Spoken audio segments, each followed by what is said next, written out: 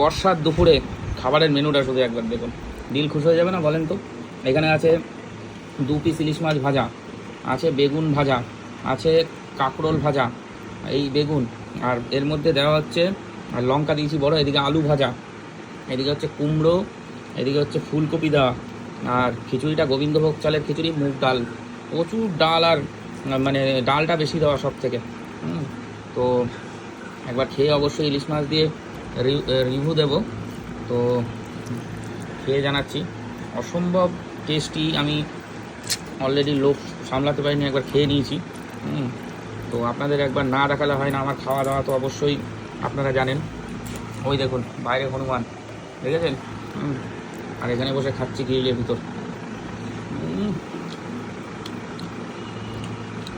এক অসম্ভব স্বাদি খাবার, যা না খেলে বুঝতে পারবেন না।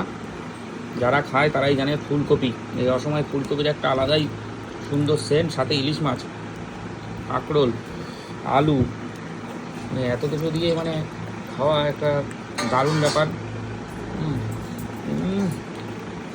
তাহলে বাঙালির আজকে একটা প্রিয় মেনু আমি তুলে ধরলাম, যেটা মোটামুটি খেতে ভালোবাসে যারা তারা জানে।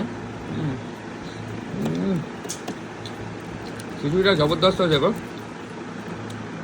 আমার বানানো খিচুড়ি খারাপ হবে এটা হতে পারে না, অসম্ভব স্বাদ হয়েছে, অসম্ভব, অতুলনীয়।